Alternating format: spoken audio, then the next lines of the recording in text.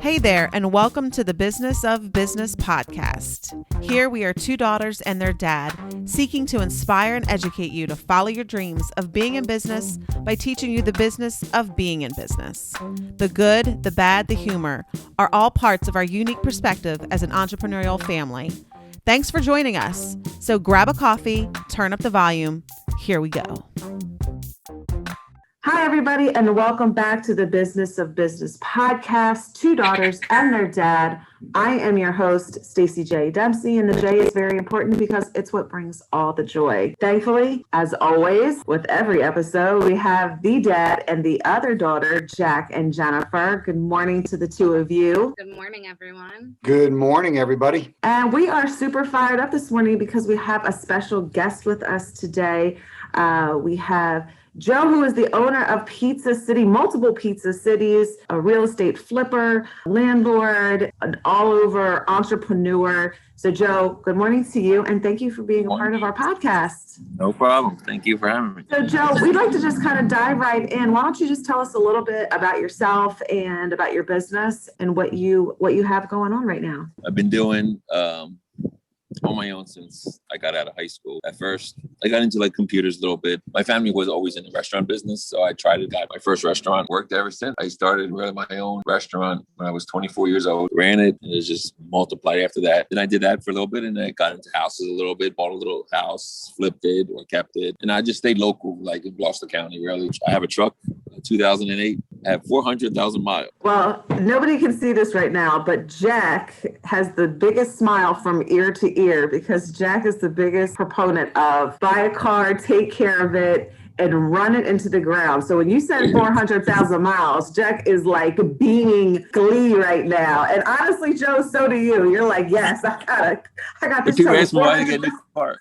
People ask me why. Now I just want to see how many miles I can get now. So the owner of two locations of Pizza City. Within Pizza City, you have 40 employees. Tell us a little bit about that. I believe that if you treat them like you want to be treated, they will stick around. But I believe that you treat them really good, most of the time you get treated back. Mistakes happen. I just treat them with respect, and they appreciate it. Yeah, a lot of different personalities. You gotta have thick skin and just let it go and be a listener. You really gotta be a listener. You gotta be very laid back. At the end, everyone just wants to get a paycheck. Everyone has to work as a team. Yeah, definitely. What I hear you saying is that number one, you said, you being the peacekeeper and being that even keel, it sounds like, because, when you put any type of group of people together, there's highs and lows within, working relationships, but having that even keel attitude, it sounds like you have people tend to lean on that and look to that. And that's a very hard skill to learn because some employees, I sold a couple pizza shops to them. I mean, they were the best in the kitchen. They knew how to do everything, but they were not people person. And they always said, Joe, I can't find people. They always want to leave.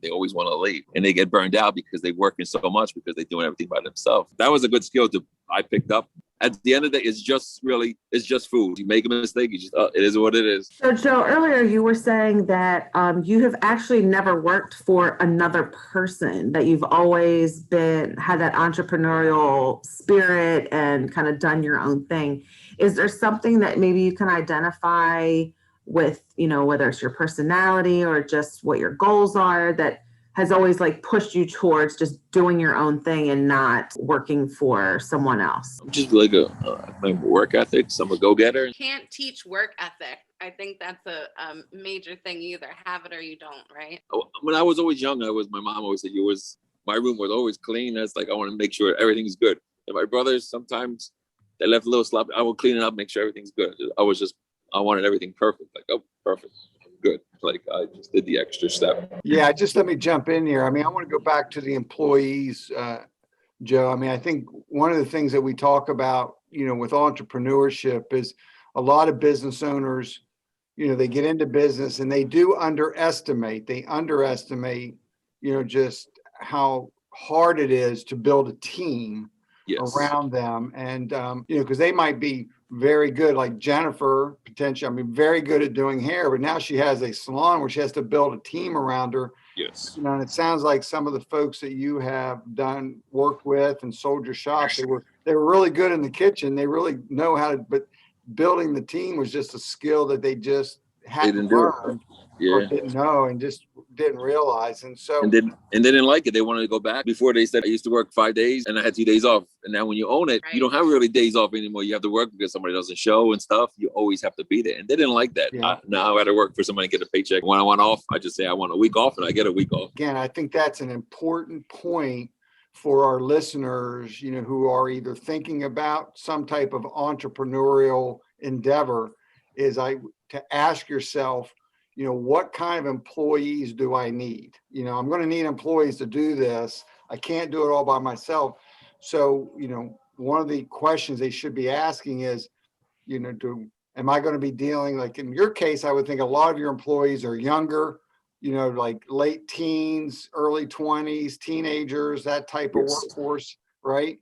Yes. Yeah. So obviously a different skill set managing that age group, because obviously you've got to deal with, just natural immaturity because they're young. Maybe in many cases, I would think some of them are even maybe their first jobs. Yes. Right.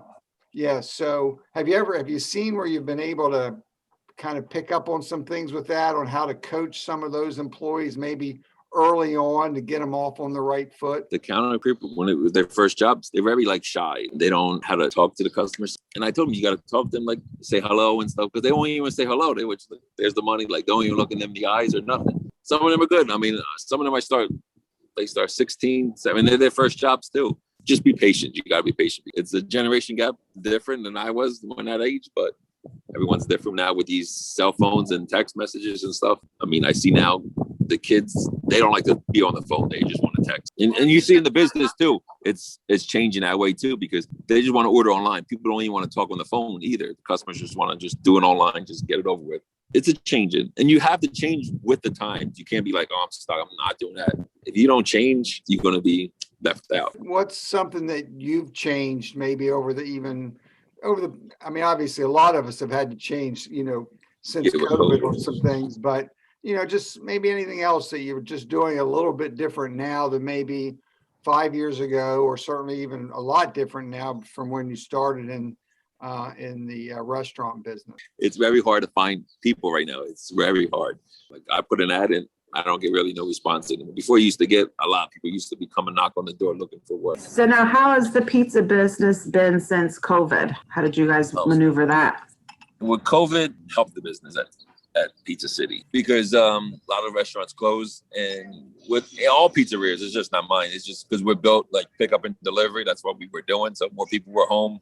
So really our business kind of increased during the COVID time when all the other restaurants were closed. Well, that's refreshing to hear that COVID actually helped your business and didn't affect it too terribly bad. So it sounds like some small adjustments. I mean, look, I didn't have to close. I mean, with the employees, nobody got sick, careful and stuff with that part. You know what I heard? It was because of Pizza City that they added 19 to the end of COVID, because now we're all 19 pounds heavier because we just lived on pizza. But I got a lot of salads at Pizza City. We were going to call it Healthy City pretty soon. There's a lot of health in pizza, because I know there's a lot of comfort.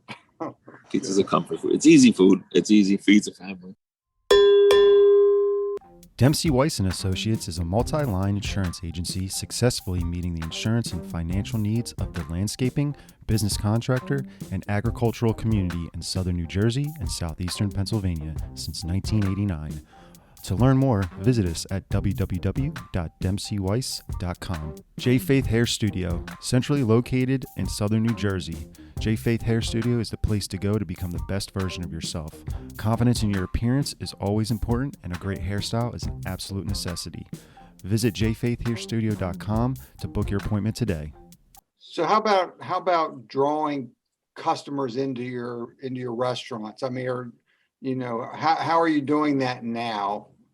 Now it's different with social media. Now it's a lot. I used to do a lot with mailing and stuff, but now people really go with mailing, Instagram, Twitter, all that stuff. Like you get people out there. I used to do a lot of direct mails. Now you see that's like dying off a lot. You used to like send your menu out, like, right? You would send like the flyer that had flyer, and you got to be now like inside. You got to be more modern too. You can't just keep like the old school. You got to redo your place a little bit too. I'm seeing a lot now. For example, a company, they call it Slice. you know? Oh, yes. Yeah. I mean, are those kind of things starting to help your business? It's another convenient thing for the owner. Sometimes it's not worth it too much because they're taking a lot of percentage out of it. Right. And Slice is good because it's not too bad as percentage, but DoorDash and Grubhub, why work? I mean, they take a lot of the profit. And you see people now, they don't care like, oh, now they pay delivery charge, convenient fees, all that stuff. They don't care if it costs an extra $10. I heard some numbers, like during COVID, what some of these pizza delivery folks were making in the course of a night, just between what you were paying them and tips. I mean, I'm like, dang, I think I better throw that into my course of my day. If I knew that, my first job would have been, if I had a job like high school or delivering driver would be the best. You make good money doing deliveries and stuff. Yeah. You're local, go to pizza shop. That's a good job. In college, or if you're retired, you want something to do, a little couple hours here, and you meet people, you talk to people, it's good money. Right. Now with GPS, like before delivering when I started, didn't have the phones and stuff. You really had to know the area. Now it tells you the house, the color, and everything. Yeah, right. And that's one thing that did change a lot, because before I had to had the big map and we had to tell the people. Now you just go right there on your phone. Before I first delivered, I found the street, I had to find the number because the numbers were all different. But now it tells you the color of the house and what kind of car they have in the driveway. When you bought your first business, where did you get the financials to be able to buy your first business? Did you save up money? Did you borrow money? How did you do that? I saved a little bit and my family helped a little bit. They all told me you were crazy because they said, oh, it's a lot of work. It's a lot of work. It is a lot of work, but I said, I can do it. They did help me out and I did pay them back. So they were happy when you paid them back with interest or what? They were happy, but they were happy that I did good. When my son was born and stuff, I want to spend more time with him. And I always said that, listen, the business is going to be there no matter what. I mean, maybe I'll make a little less now because it is what it is. I'm not there. I'm not going to point out every single detail. And yeah, if I was at the place all the time, maybe I could make more money because I made more stuff perfect. But I want to spend some time with my family. I'm not going to be a slave to the pizza shop. So I hired more people. Now I'm more back because my son's older and I have more time in my hands. But I always spend more time at home, like even now too. Like I didn't want to be like my parents. They thought different. They thought you had to always stay in the store, like from morning to night. And I don't do. I go on vacation and my place is still open and it runs. Having that mindset going into business is important because I think you're right. You have to say, all right, I want to be an entrepreneur. I want to pursue this business. But at some point, I don't want to be a slave to the business. You get burned out. You're going to get burned out. I mean, you can make money. It's not hard to make money. You got to sacrifice, especially on your own. I mean, Pizza City, this business has been around for 50 years. To build that, it took a long time. I used to come in when I was a kid. It had a good name and stuff. It's much easier. It's starting from scratch. It's very hard just to build the name out there. You can have the greatest food and just the name takes time. And Little Jim's is the same way. I bought it and I built up on it. So when you buy a business like that, I mean, typically, again, not going into all the details, but how do you structure a buyout of a business like that? Do you just go borrow the money and pay it in one lump sum, or do you pay it out over time out of the future cash flow of the business? Yes, a lot of these businesses, banks don't really get into it because you don't own the real estate and stuff. So a lot of the people like really hold papers, like the owners. Like when I sold my business, I hold papers. I gave the guy gave me a little bit, and then the rest he paid me installments for like 3 years, and then he paid me off. You needed some down payment because at least they have some interest. You don't give them no down payment, they don't have nothing to lose. They're like, oh, I'm leaving. Do you just kind of keep it going the way it is? Do you go in and make some changes, menu changes, things like that, kind of to bring your own? I learned you just keep everything the same, and then you get to know the customers, and then you see what can be improved. Like say the cheese, they used a little bit cheaper. Then you just upgrade the cheese a little bit. I don't recommend doing nothing like the extreme. You go in there and start changing. You do it little by little because you don't want to fix. If it's working a little bit, it's working. You don't want to kill it's not working. You just fix it and it gets better and better, and they get to know you. Because I know from experience, if you can keep everything the same, and they like the owners, everything's the same, all the cooks, all the stuff. They don't see that guy there. Oh, the food's different. How about that part of it? When you buy a place, is there something that you do early on for those employees that have been with the previous owner for some period of time? I mean, how do you kind of deal with maybe their uneasiness about? I mean, they all have families. They all worry about and they need money and stuff. You just assure them, say, listen, heard you're a good team. I want to keep you here. I need you as a team too. I says, we're going to work as a team. And they really like me better than the older guy. Well, that's interesting because, again, I think, you bring up a good point. When someone's thinking about that entrepreneurship, in a particular, whatever it may be, whether it's the restaurant business, whether it's, any business, plumbing, right? Any business, does it make sense for me to start out on my own and build from scratch, or to go out and try and buy something? So, I mean, do you just kind of just go with what you know, or do you have any pizza shops in your pipeline now that you have your eye on that you might want to be buying in the future, or how do you? No. I just sold one. I sold last one in October. I bought a couple houses, but I'm going to stick with houses right now. These two, maybe in a couple years, I'm going to sell one more.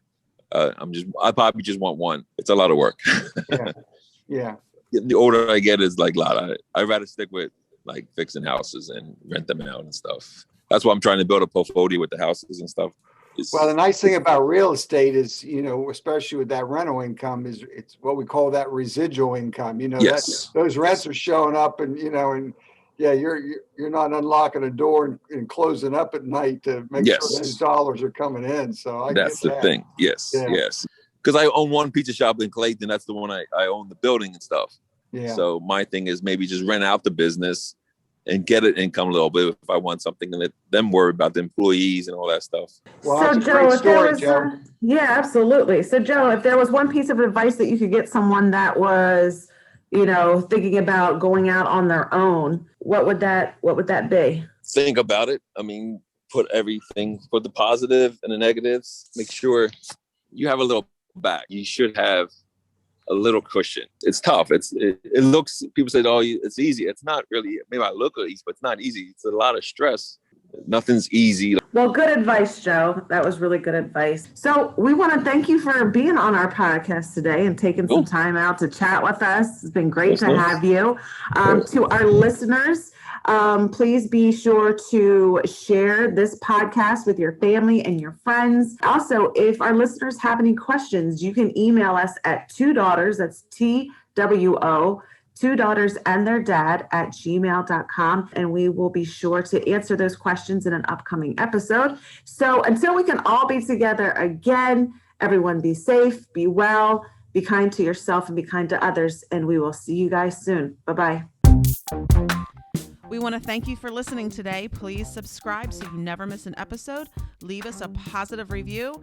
And we want to say thank you to our sponsors, Empseywise & Associates and J. Faith Hair Studio.